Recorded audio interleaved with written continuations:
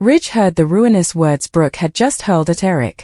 The autumn had begun like any other tense day in Los Angeles' most notorious fashion house, with contrivers moving between the exchange and the administrative services, sidekicks rushing through hallways carrying fabric tapes, and whispers circulating about the growing rift between members of the important Forrester dynasty. At the center of the storm stood Eric Forrester, the aging primogenitor who had erected the fashion conglomerate from nothing and whose authority had formerly been unquestioned. But time, illness, and family conflicts had weakened Eric's position, and in recent weeks, pressure between him and Brooke Logan had been raising. Brooke had always been a passionate protector of what she believed was right for the company and for her family, but on this particular day, her frustration had boiled over in a way no bone anticipated. As she stood across from Eric in the grand office that overlooked the Forrester Creations runway, her voice quivered with wrathfulness and unbelief. She indicted Eric of letting his pride pull his judgment, of refusing to see how his opinions were hurting the people around him, and of adhering to control indeed as the world around him changed. Eric, visibly shaken, tried to maintain his countenance, reminding Brooke that he devoted his entire life to erecting the company and guarding his family. But Brooke, pushed beyond her limit, delivered 5 brutal words that echoed through the room like a blast. "You're destroying everything you erected." The words cut deeper than she realized. For a moment, the room fell silent. Eric's shoulders drooped as though the weight of decades had suddenly descended upon him. Those near, sidekicks, contrivers, indeed security, could feel the emotional shock ripple through the office. It wasn't just review, it felt like a treason from someone who had formerly been one of his strongest abettors. Eric's eyes glistered with pain, and he plodded to respond. Just as the pressure reached its peak, the door burst open and Ridge Forrester stormed into the office, having eavesdropped the final moments of the argument from the hallway. Ridge had always been fiercely defensive of his father, and the sight of Eric standing there visibly shaken burned a fury inside him that no bone in the room had seen in times. Ridge's voice exploded through the office with a force that startled everyone present. "Leave my pater alone." The words resounded against the marble walls and glass displays of the fashion house. Brooke turned, stunned, realizing incontinently that Ridge had heard what she said. Their eyes locked, and the air between them crepitated with pressure. Ridge stepped forward, situating himself between Brooke and Eric as if shielding his father from farther detriment. His expression was an admixture of wrathfulness, heartache, and unbelief. "Do you have any idea what you just did?" he demanded. Brooke tried to defend herself, averring she was only telling the verity and that someone demanded to defy Eric about the direction the company was heading. But Ridge wasn't ready to hear it. He reminded her of everything Eric had offered for the family, the insomniac nights, the endless pitfalls, and the decades of hard work that had erected Forrester Creations into a global fashion hustler. In Ridge's eyes, Brooke's words weren't formative review, they were a cruel attack on a man who had formerly given everything he had. Eric tried to intermediate, telling Ridge to calm down, but the damage had formerly been done. The emotional shock of Brooke's statement dallied in the room like a storm pall refusing to pass. Workers still slipped down from the doorway, realizing they were witnessing a deeply particular moment in the Forrester family drama. Brooke's voice softened as she tried to explain that her wrathfulness came from fear that Eric's recent opinions were putting the company at threat and tearing the family piecemeal. But Ridge's wrathfulness didn't fade fluently. For him, fidelity to his father was sacred, and hearing Brooke speak to Eric that way felt like a treason not just of Eric but of the entire family heritage. As the battle escalated, Eric eventually raised his hand, signaling for silence. His voice, though sick, carried the authority that had defined him for decades. He admitted that Brooke's words had hurt him more than he could express, but he also conceded that the family had been drifting into dangerous home for some time. What followed was an emotional discussion that forced everyone in the room to defy delicate trueness. Ridge's wrathfulness gradationally gave way to concern as he looked at his father and realized how deeply the battle had affected him. Brooke, meanwhile, plodded with guilt, realizing that in her frustration she had crossed a line she no way intended to cross. The moment marked a turning point in the ongoing saga of the Forrester family, a memorial that indeed the strongest bonds can fracture under pressure. Yet, as suckers of the bold and the beautiful know well, moments like this infrequently lead to simple judgments. The fallout from Brooke's 5 brutal words would ripple through the family, affecting connections, alliances, and the future of Forrester Creations itself. Rich's fierce defense of Eric reignited old pressures between him and Brooke, raising questions about whether their love could survive another ruinous conflict. Eric, wounded but reflective, began to review his part in the company and the heritage he wanted to leave before. And the rest of the family, from Steffi to the Logan sisters, would soon find themselves pulled into the emotional fate of a battle that had begun with just 5 words but hovered to change everything. In a world where power, fidelity, and love are constantly tested, the dramatic showdown between Rich, Brooke, and Eric proved formally again why the Forrester family remains at the heart of TV's most continuing Cleaner Pieces drama. The pressure that exploded inside the halls of the Bold and the Beautiful didn't fade after Rich's furious defense of his father. In fact, it only strengthened as the emotional shock of the battle spread through every corner of Forrester Creations. What began as a heated argument between Brooke Logan and Eric Forrester snappily evolved into a family extremity once Rich Forrester stepped in and exploded with his furious command, "Leave my pater alone." The words still echoed in Brooke's cognizance long after the shouting stopped. Standing in the office, she could see the pain in Eric's eyes and the burning wrathfulness in Rich's expression, and for the first time since the argument began, she realized just how deeply her 5 brutal words had cut. She had meant them as a wake-up call, a hopeless attempt to force Eric to face the consequences of his opinions, but in that moment they sounded like commodity far worse, an attack on the very man who had erected the heritage everyone in that structure depended on. Eric sluggishly lowered himself into the president behind his office, the same office where he'd inked numerous deals, approved revolutionary fashion lines, and guided the company through decades of triumphs and heads. Now, still, he looked tired in a way that Rich had infrequently seen ahead. Rich's wrathfulness, which had erupted so fiercely moments before, softened slightly as he noticed the strain on his father's face. Still, his fidelity remained smooth. Rich turned toward Brooke again, his voice lower but no less violent. He reminded her that Eric wasn't just the head of the company, he was the heart of it.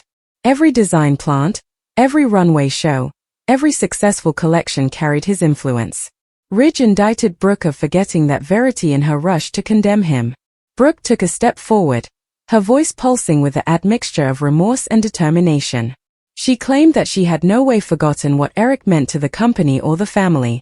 In fact, she said, that was exactly why she spoke so roughly.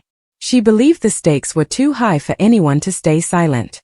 According to Brooke, Eric's recent choices were creating divisions within the family and weakening the company's leadership at a time when consanity was desperately demanded. But Rich didn't see it that way. To him, Brooke's words were an act of discourteousness that crossed a line no bone should ever cross with his father. The atmosphere in the office felt stifling, as if every breath carried the weight of times of undetermined pressure between the Logans and the Forresters. Outside the office doors, workers rumored nervously. Some had heard the shouting. Others had only seen Rich storm inside with fury written across his face. Everyone understood that commodity serious had happened. In a company where family drama frequently revealed into the plant, this battle felt particularly explosive.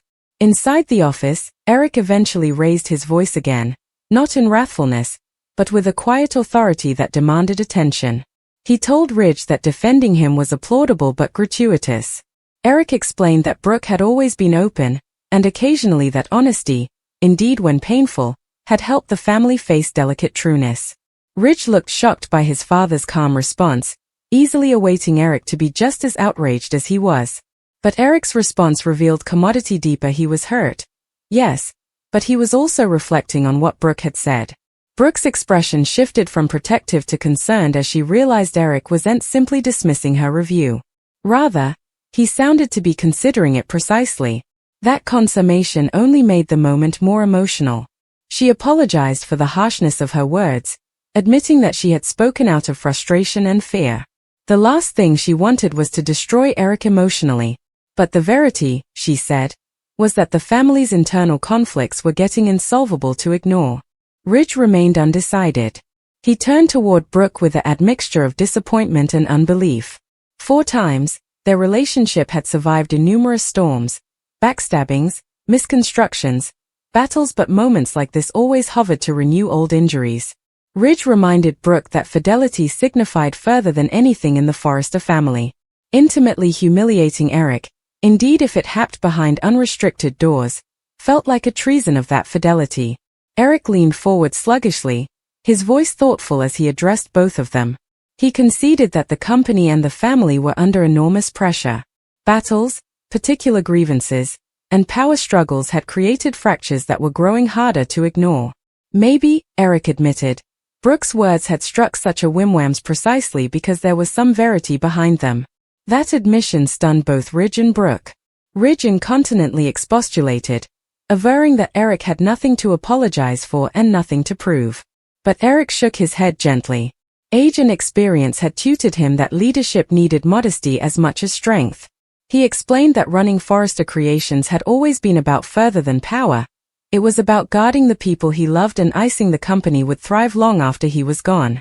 Hearing Brooke say that he was destroying everything he erected forced him to consider whether he'd been holding on to control too tightly. Ridge's frustration strengthened as he realized the argument was shifting in a direction he hadn't anticipated. He wanted to defend Eric, not watch him question himself. Brooke, on the other hand, felt a surge of guilt marshland over her. Seeing Eric reflect so seriously on her review made her want she had chosen her words more precisely.